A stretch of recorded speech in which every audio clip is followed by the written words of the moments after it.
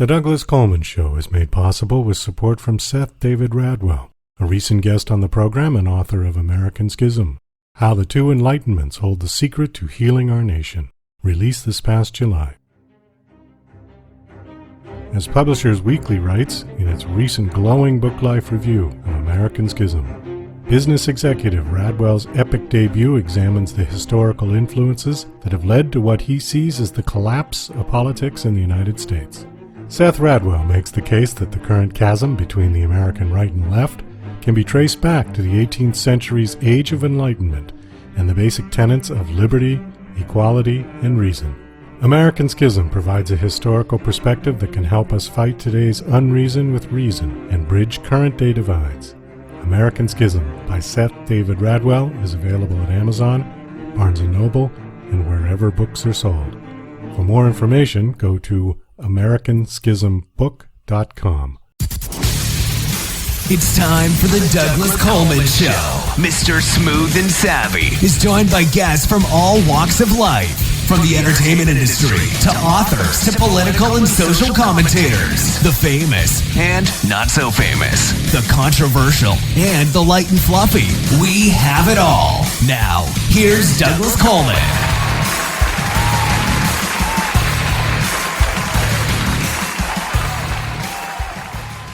Okay, please welcome back to the Douglas Coleman Show, Seth David Radwell. Hey, Seth, how are you? Welcome back. Hey, Douglas. It's a pleasure to be back with you today. Well, I appreciate you coming back. We were talking about so many things in the first interview, and we just kind of ran out of time. So I wanted to have you back to sort of finish this up. We billed it as a two-part interview, so we need to so there's probably some people out there waiting for the second part to see how this all turns out. And we kind of left it as a cliffhanger in the sense that we were just starting to talk about the role of America in the world theater, and then we ended the interview and said, well, we'll pick that up. And a few weeks have gone by, and the whole world has changed. Exactly. It's ironic because when we left it, we were like in the middle of talking about the world situation, and since that time, of course, everything has changed. Yeah. So, we need to pick it up and reference the Ukraine because of what's happening, but I think it's certainly relevant.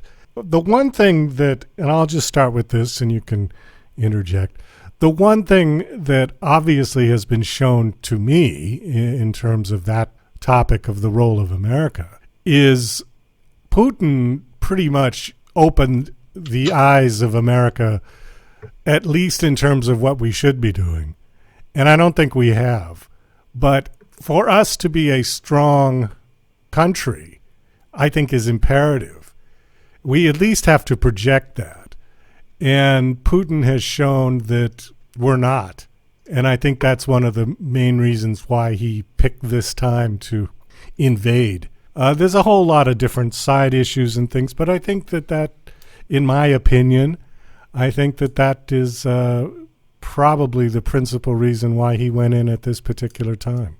Well, I think that's probably true, but I think there's more to it. I think it's a broader discussion because, part of his effort, he's had an overall goal for quite a few years now, which is to restore the Russian Empire in its glory of its old days. And I use glory in quotation marks, of course, but what's happened, his efforts in the last couple of years, beside small steps towards that goal, like taking Crimea, etc., have been to weaken, have used propaganda, Russian-style propaganda combined with new media, the abilities and the reach of new media, to question and weaken the overall Western liberal form of government.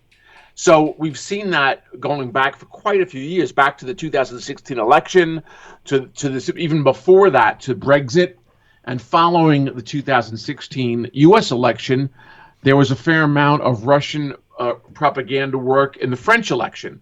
So his cyber team, meaning a good part of what the former KGB now focuses on, has been stirring up stories and propaganda to weaken the notion of what the liberal world uses as an open society. So I think that's what's been going on most recently. Now, you're right in the sense that it's gotten weaker and weaker, and certainly after the challenges that we faced in this country with two things. One is the challenge we have faced with our democracy itself, but also the reason why the timing, I think, was particularly good was because he saw what a debacle Biden made of leaving Afghanistan.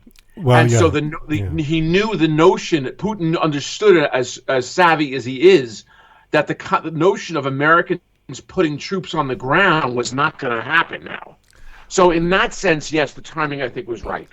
Well, I find that interesting, too, because it's almost like history repeating itself. In 1940, 90% of the United States population did not want to get involved in another European war.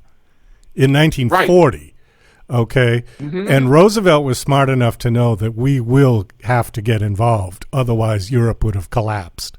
And yes. But he bided his time because he knew right. that would be the end of his political career if he started sending troops over.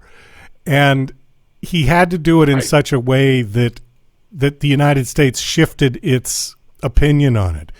He was, I suppose, for lack of a better word, fortunate that Pearl Harbor happened, because that shifted the opinion of the United States. At that point, it was like, oh, okay, great. And they declared war basically the next day on both Germany and Japan. I have a feeling, now this is just my own opinion, and I'm one of the few people, because I watch media all the time. That's sort of my job, you know. And I'm one of the few people who are saying that I think it's inevitable that we are going to have to go in some capacity. Now, what our Pearl Harbor moment is going to be, I don't know. If Putin decides to go into Poland, that could be it, because then there's that whole issue with Article 5 in the NATO alliance. What I find interesting, though, is that isn't ironclad, because if you go back to 1990, Daddy Bush went into Kuwait. I mean, almost immediately. And Kuwait's not a NATO member. I mean, why, you know? So it's not a prerequisite that someone has to be a NATO member in order for the United States to come in and provide military support. No, of course. Look at our invasion of not only Kuwait, and then following 9/11, Iraq. Our invasion had nothing to do really with Europe per se. Now, I guess one could argue that they did in some way, but I think the point though that you're making is really, first of all, we should both pause for a second, because what you're saying in essence is that we are at the cusp of World War III. And I think in 2022, it is kind of amazing that we're at this point, because if you realize, if you, and I'm not disagreeing with your argument. In fact, I'm going to support it in 1 minute. But I want to just have the listeners pause for a second, because what we're really talking about is the next World War. And the second reason why we should really pause is because I think the threshold that Putin uses or considers for when to use a nuclear weapon is different than ours and the West's. I mean, it's almost not even needed to be said that we would never threaten using a nuclear weapon. We have them, but the whole premise of having them was deterrence. But I think Putin, I don't know where his mindset. First of all, the first question could be, as well as he's sane, but even with his sanity, I don't know what his line in the sand is regarding that. So for both of those reasons, I think we're at a very dangerous point. Now, your question is, are we going to be forced to go in like we were in 1941 following Pearl Harbor? Well, obviously, if the most direct situation that would cause that is if a NATO member is attacked. And right. Given what's going on, I don't think that's so far-fetched, especially Poland or one of the eastern former Soviet bloc countries. So that's kind of amazing. There's a very good chance. But I also think there's a further problem, which is that Putin is backed into a corner now. His vision of this being a quick operation that led to him installing a puppet government in Ukraine, which I think was his initial goal. much like Lyshenko in Belarus. I think the goal was, quick operation, get rid of the government, put in a puppet government, and Ukraine becomes, Russia's ally again. And obviously that didn't work out. And the Ukrainian people have shown a level of resolve that I think it's breathtaking expectations. And of course, so the Russian military hasn't performed very well. So those two things mean that he has no easy way out. He's certainly not going to leave with his tail between his legs and say, "I'm sorry." No, not a chance. So how does this? I think the question for your listeners, and maybe we should spend a little bit of time on it today, Douglas, is what are the pathways for this to resolve, if any? How does this get resolved? Well, okay, like you said, he's not going to just walk away. Oh, sorry, and go back to normal life. That isn't going to happen. He's in it. Right. He's in it to the death at this point. And you're right. It didn't go well for him. I mean, Hitler had no resistance, basically, until 2 or 3 years into it. Once he basically took over Europe, the only resistance he had was with the British, because he could not take the island. And then finally the Americans got involved, and we slowly pushed him back to Berlin. Okay. This thing has gone bad for Putin pretty much right from day one, because of the resolve of the Ukrainian people and the strength that President Zelensky is showing. Right. So, exactly. I think Putin definitely got caught off guard with that. Now, how is he going to resolve this? Well, like you said, he's backed into a corner, and I think he probably is going to escalate this thing, whether that means chemical weapons, whether that means nuclear strikes, I don't know. He's pretty much full up on personnel. I mean, how many people are in the Russian army? How many more troops can he send? Yeah, I think that most of them are deployed, but so I don't know the answer to that. But the problem is that it's not even though it's a tremendous amount, it's not enough to subdue the entire country of Ukraine. There's going to be civil disobedience for the Ukrainians are not going to say, okay, oh, you know what, you outpowered us, let's salute Putin as our new leader. I mean that's not going to happen either. So going back to my question, what are the pathways to this resolving? I only see one. I thought maybe we talk about what are some likely scenarios. I think the time for appeasement is long past. Yes. And I don't think that Putin is going to bow to any appeasement, short of Zelensky surrendering, which isn't going to happen. It looks like Zelensky is fighting to the death. He says, come on, shoot me, Yeah.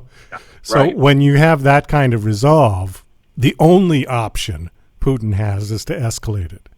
That really is the only option. I don't see any other option for him.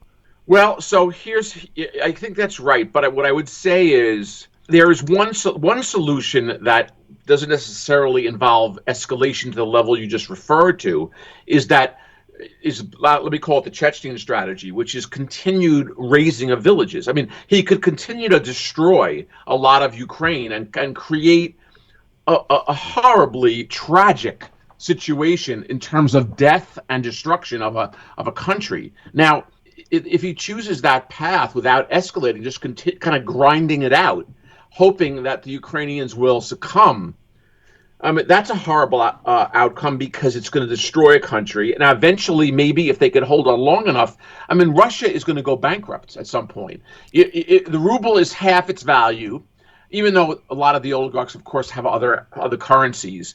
But the economy is falling apart. Now, how long that can last and he can fund troops, etc., I think it depends on how severe the sanctions are.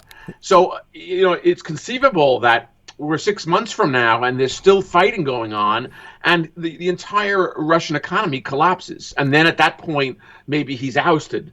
Go ahead. I was going to say there is another player involved with that side of this, and that's China. What I see President Xi's move at this point, which I think he's already started, is that he's going to create this sort of pseudo on top kind of alliance, and everything's good, and we'll take care of you. In fact, I did read a report where China is now buying massive amounts of coal from Russia. I think if Russia runs out of money, I think the Chinese will fund it. And I think that they will do it with serious conditions, because what'll happen is that China becomes the bank at that point. Russia comes to them for money. Xi says, okay, yeah, we'll buy your oil, we'll buy your coal, because no one else is allowed to. And they'll fund the war. But then once the thing is over, China's going to want their payback. And I think their payback is going to be indentured servitude from the Russian government, because they don't like each other that much. But I think if Xi can put Putin in his pocket, that's a big win for Xi. It's interesting, but that scenario that you're describing is frightening, because that again is almost invariably going to lead to some kind of worldwide conflict. Because if Xi and Russia are paired financially, at least, then the notion of the Russians running out of money is not going to happen, and then we're going to be in for a global conflict. Well, okay, now you brought this up a couple of times, and I had this conversation with somebody else a couple of days ago, and I just want to run it by you. I find it very interesting that a lot of the media, and yourself seeming to allude to it, that people just cannot fathom the idea of World War III at this point. And I think a lot of it has to do with the fact that we all have smartphones, and the world is all connected, and we see that everybody is another human being just like us on planet Earth. Why in the world would we want to get into a conflict like this? And the answer is pretty simple. The answer is that the battle between good and evil still rages on. It has been since before the Bible, and all of the technology that man and his science has created did not eliminate that battle. It is still part of human nature. Yes, I think I'm not disagreeing with that. But my faith-based friends, I'm not particularly of one religious belief or another. I kind of like them all and dislike them all at the same time. But my faith-based friends just sort of say, well, of course, this is going to go on indefinitely. And depending on how serious they are with their beliefs, they could believe in the Armageddon and all of the other teachings of the Bible, whatever.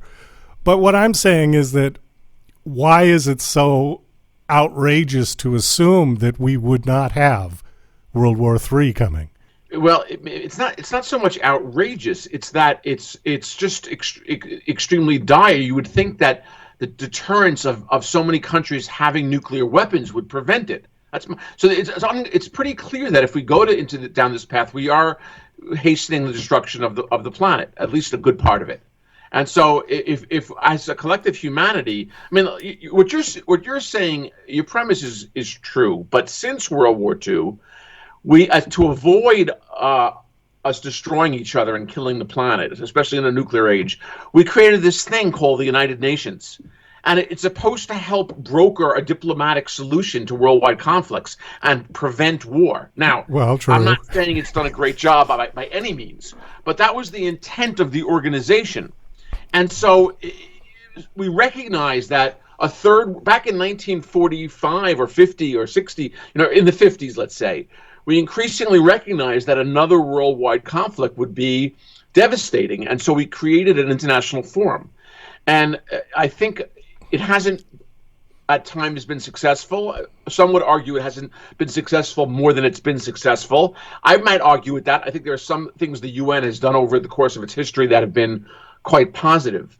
But maybe it's at the time to revise the charter to make it have more teeth, and thus avoid the type of conflict that you're talking about.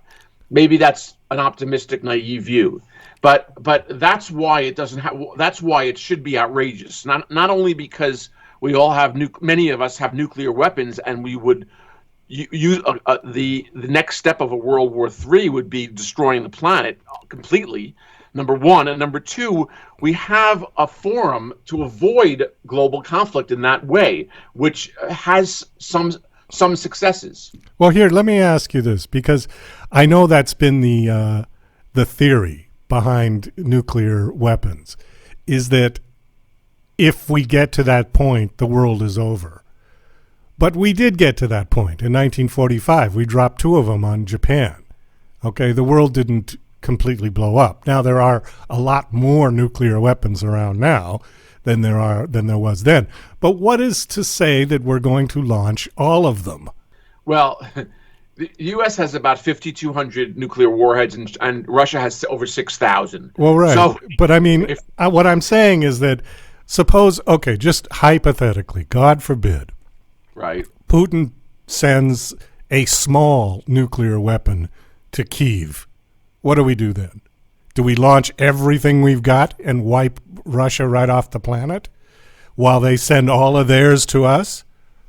No. I think though, but I think that I think even short of that point is going back to your earlier assumption. I think the U.S. is going to have to get involved, but it be militarily, and Europe as well. So in other words, even if he start, for example, let's not go that dramatic. If he does use any form of chemical weapons, I think there's going to be a massive pressure on Western Europe and the U.S., frankly, to reverse the no troops on the ground argument, or at least to, let's say, put in a no-fly zone, which in essence requires shooting down Russian planes. So that is combat. So my point being is, even short of, God forbid, a nuclear weapon, if he uses something that's outrageous, like a chemical weapon, or he continues to destroy civilians, the degree to which he's been doing it this last 15 days, we might have a conflict that involves other countries, including the West. Well, I agree with you. You brought up so many points. I don't know which one to start with first. I tend to do that. I'm sorry. I'm kind of a little bit all over the place, but it is a very overwhelming situation. I mean, I'm sure, like me, you've been thinking about this almost nonstop for a couple of weeks now, and I've been speaking to a lot of Europeans, and also with my European friends, we talk about what are the ways this. How could I have a friend in Bulgaria who is not right on the Black Sea, right there. Yeah. I have many colleagues in France. So it's interesting, of course, Europe's closer to this than we are. And if anything, I mean, I wouldn't even call it like the silver lining, but, it seemed 5 years ago, 3 years ago, it seemed that in the Trump years that NATO had become obsolete. I think, if anything, this situation has shown that NATO has a strong role to play. Well, let's see. I would counter that by saying it remains to be seen. Whether they'll actually play it. Right. Right, because it's no good just saying, well, we're going to, That's the other issue that I have with this whole thing, and then I'll bring that up. The one thing about Putin, and everybody seems to say it, is we don't know what he's thinking. We don't know if he's crazy. We don't know if he's gone insane, blah, blah, blah, blah, blah. The problem is that Putin knows exactly what we're thinking. And I think that's a bad strategy. I think that they should get off the news. They should, when the Pentagon does press releases and press briefings, they should not be saying anything other than all options are on the table. That's it. Okay. Well, so I agree Putin, with you in one key, by continuing to stress for the assurance of the American public that the notion of boots on the ground, American boots on the ground, is off the table. That continues to, assure Putin that we're not going to go to that step. So I would certainly stop those types of things. I think let's go a little bit deeper. The strategy prior to invasion had been that by putting out our intelligence right out there, then any form of what they call false flag or a hidden invasion or disguised invasion, that it would not be so easy to cover up if we kept saying to the world, look what's going on. So I think that was the let's contrast it for a second for your listeners, Douglas. Before the war in Iraq, we put out tons of information which turned out to be not accurate, classified information which was misleading, right? Yeah. And justification to go to war.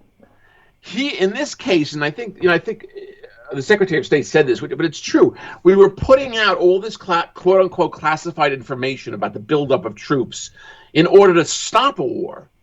And that strategy did not work. Now, so at this point, what you're saying is, why do we keep broadcasting our intelligence? And I think that's a fair point. I would concur with you. I think it's not a good idea that we continue to do that. And it's not a good idea that we take things off the table. I think we should continue to increase the threat level, meaning sanctions, stronger escalating sanctions, which we're doing, although I'm not sure if we're doing it fast enough, and not committing anything on the military front. Well, like I said, I just don't think we should say anything, because we need to keep Putin guessing about our intentions as much as we're guessing about his. And the problem is it's not. It's completely lopsided. He knows exactly what we're going to do. It's like if you're playing chess and you tell your opponent every single move that you're going to make once he makes a move. It's ridiculous. Right. I think we should just keep our cards to our heart, to our chest. Right. Do you know what I mean? Right. We're showing everything. Yeah, I think that's fair. Go ahead. I was just going to kind of side this a little bit. The other issue is, and I think you brought this up in the first interview, that I kind of countered it, but let's bring it up again, because I think people are feeling the effects at the gas pump. And it will relate this to your book, too. It's a good way to kind of give a plug for your book, American Schism.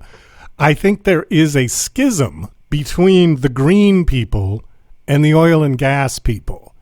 Mm-hmm. And my feeling is that we both need to get along and work together. In other words, we don't go one or the other. And that's what's happened to a point with the oil and gas industry right now. And I think that's largely one of the reasons why we're seeing gas spiking to $5, $6 a gallon, depending on where you live. And it's not going away anytime soon. There's all kinds of different things. Oh, the oil companies are gouging prices, blah, blah, blah, blah. But my opinion is this, that oil companies want to drill as much as they can because that means profit. The more oil, the more profit. Right. However, if it becomes painfully difficult to drill because of the government bureaucratic octopus that is strangling all of them with the permits, with the this requirement, that requirement, this, and on top of that, shutting down a major pipeline that would have provided very cheap transport for said oil, the oil companies say, well, forget it. We're just not going to drill. So they don't drill, supply gets diminished, prices go up. That's economics 101. All right? Right. Yes, I'm all for green energy. I love it. In fact, one of the things that I always say when I drive, I live in Nevada, and when my wife and I, we like to take drives on Sunday and go out and drive around, although not as much now. There are hundreds and hundreds of miles of nothing. I mean, have you been to Nevada? Yes, but I don't think I've explored it probably to the degree you have. Okay, so once you get out of Las Vegas, it's desert. There's nothing. There's no trees. There's no grass. It's just dirt and rock. The sun shines 364 days a year. And I always thought, you know what? If the government really wants to do something with green energy, lease all that land and cover the entire state with solar collectors. The whole state. That would make jobs for a long time. And let's see how much energy that produces. Because the problem right now, at least the statistic that I read, was that green energy covers about 10% of our needs in this country. Okay, right. That's not enough. That's not nearly enough. Well, absolutely. I mean, so that I concur with you. There was a bunch of very interesting technologies that I had read about a couple of months ago, and I'm not an expert on this, so I just as a warning to your viewers, but as a consumer, that showed that there's a kind of material that can serve as highway tar, like a roadway for highway, that also collects energy. That's solar. Oh. Imagine if we could repave our roads and have all of those roads be collecting solar energy, which could be used locally. I mean, there's a lot of. My point being is that there are technologies out there now that there weren't 10 years ago that can probably do a lot of some of the things that you're talking about. So yes, we should be doing those for sure. And why? And maybe we have to subsidize some of the traditional energy companies to get into those businesses more if they're not already. Well, like I said, I think we need to be doing all of it, not one or the other. Yes. And that's the problem that we've gotten into right now. And this is another thing that Putin has used to his advantage, is when Germany is using 50%, 40, 50, 60% of Russian oil and gas, they're going to be very careful not to offend him because he's using the oil as a weapon, okay? Right.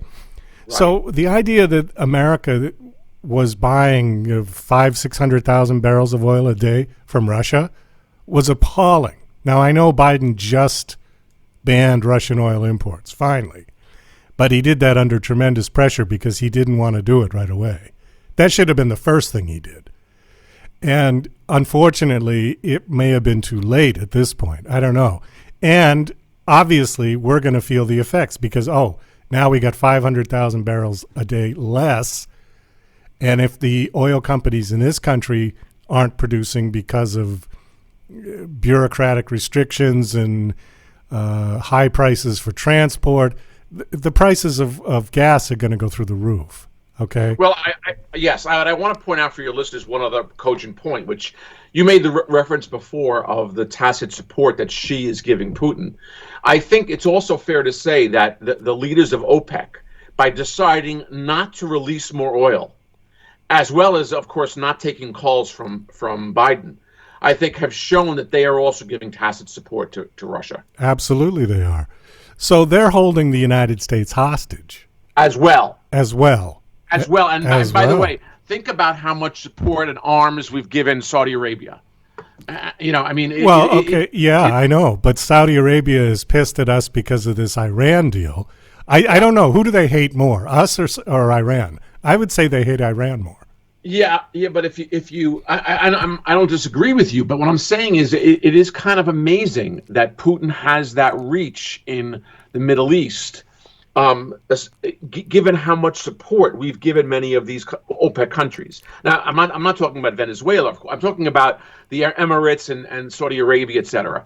Well, I think that's another complex issue because then you've got the Israel question. But I think Iran is more of the enemy. Because I think there was that, what was it called? The Abraham Accords or something that Trump did just before he left, where he was getting them to support Israel. Do you remember this?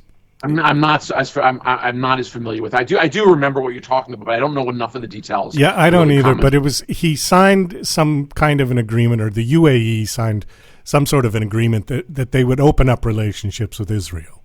Right, I remember that. And I think I'm not sure if Saudi came on board, but the UAE did, and I can't remember the other countries. But the idea was to create this coalition against Iran, okay? Right. Because they all despise Iran anyways. They don't, even though they're Muslims, they're not brothers, okay? Right. So my point is, that I'm sort of laboring to get to, is that first and foremost, the United States needs to be energy independent. I don't care what kind of energy it is. We should not have to buy from anyone. We've got enough resources in this country not only to take care of our needs, but also to sell to the Europeans.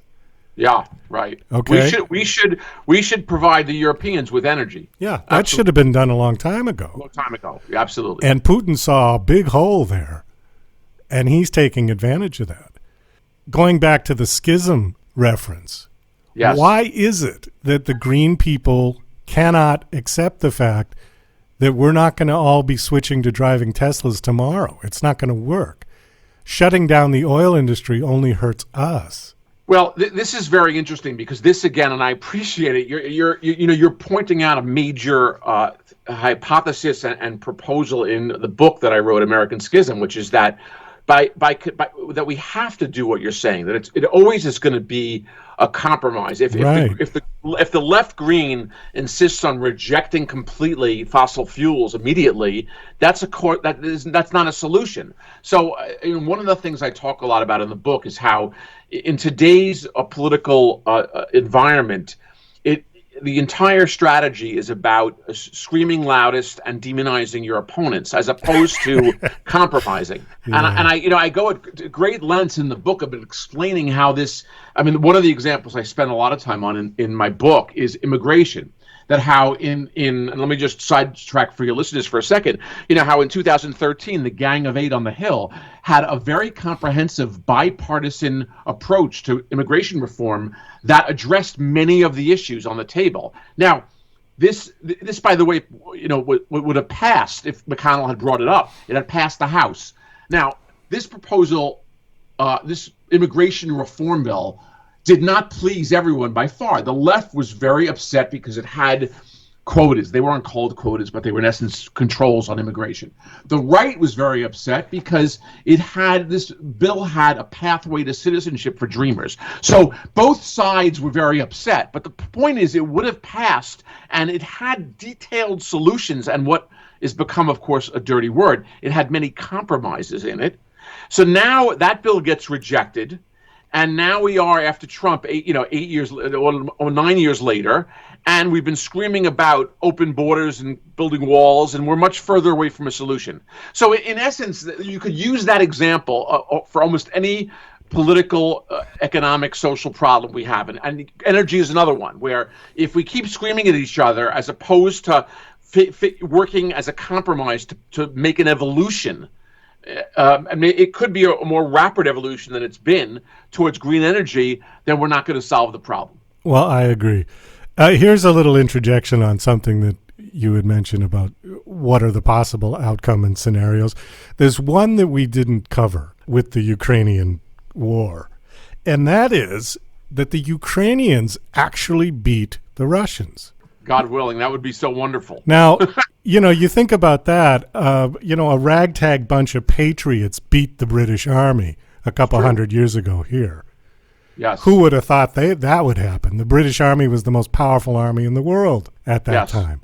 So it is possible. And with the resolve that those people have, maybe they push it. I don't know. I mean, that's the long shot, I think. But I think so too. But another long shot, of course, is whether enough of the oligarchs realize that Putin's on a very bad path here and take him down, or even if they could. I don't know. That's something that I've been talking about for a while with my European friends. They do have a lot of power collectively. Let's say the top 50 oligarchs in the country. Well, they have a lot of money. I would stop short of political power. They have a lot of money. In fact, I saw one analogy that somebody on one of the talk shows said. I kind of forget who it was now, but he said this was at the time a week ago or something when they were talking about seizing the assets of some of these oligarchs. And in fact, it was right at the point where France, I think, took one of these guys' yachts. From Nice or wherever he was. And the guy was laughing, and he said, well, this doesn't do any good. He said, this is like if the United States invaded Canada and suddenly Canada is going to try to seize Bill Gates's money. I mean, what in the world is that going to do? The point with the oligarchs that you brought up, I just saw this yesterday. One of them has put a $10 million bounty on the head of Putin already. Really? Yeah. I didn't hear that. That's amazing. I saw that. I don't know which one it is, but he said, yeah. So I would expect that they're sick of this. They just want to go back to their yachts and their champagne and then just... So let's explore what you said, though, because I think you made a very interesting point. You said they have a lot of money. We all would agree, but that doesn't translate into power. Now, how could it? I mean, they are probably going to get more and more sick of this the longer it goes on.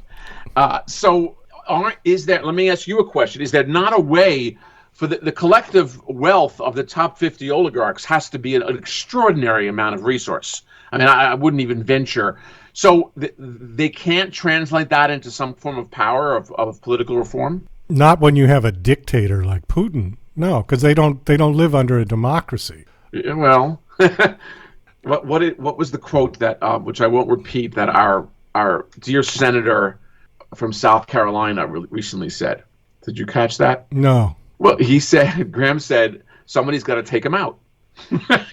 Well, that's okay. So just what I said, somebody already put a $10 million bounty on his head.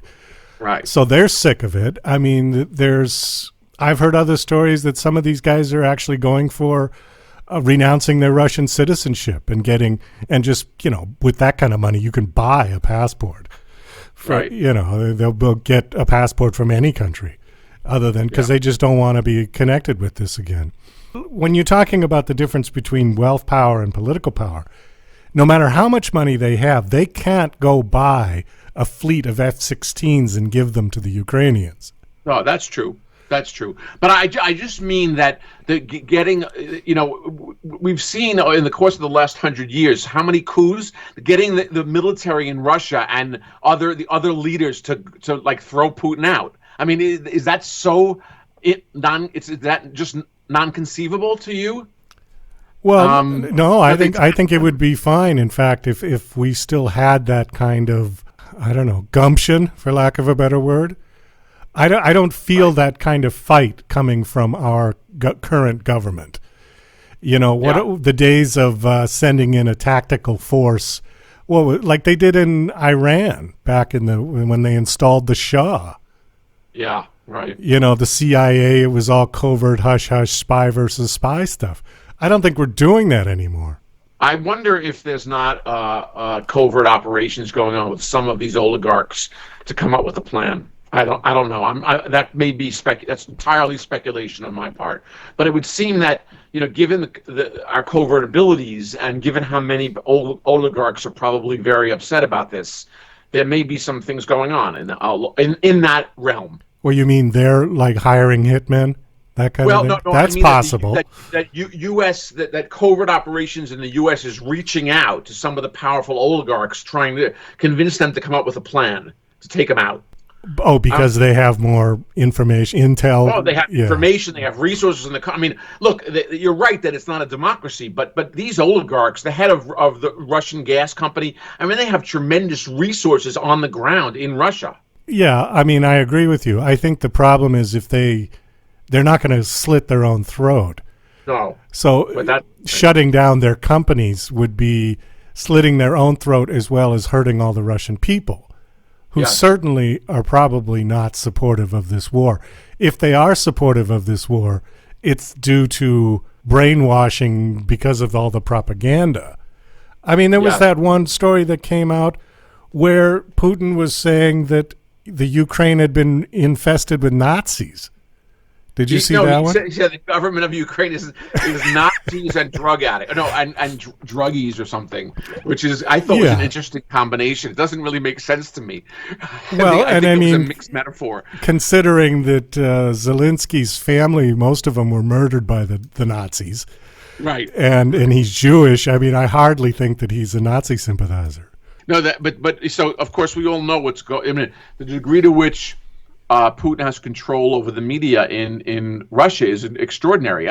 What I've heard, what my sources tell me that everyone who's past 40 or 50 and they get their news by watching Soviet TV. So so they completely buy into his narrative. Now younger people who are savvy have access to the internet and they know that the stories they hear on all of the state-sponsored media are not accurate.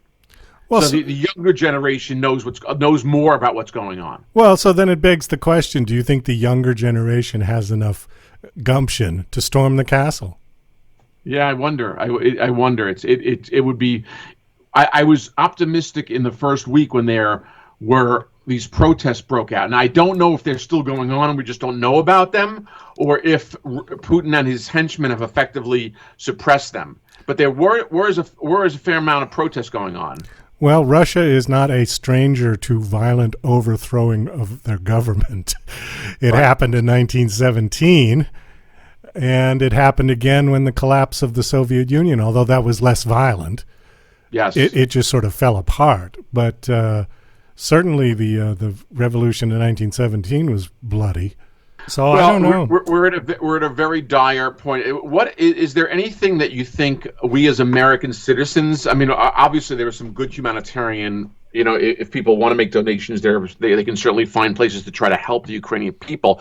But is there other things that American citizens could be doing? Because I ask myself that question often.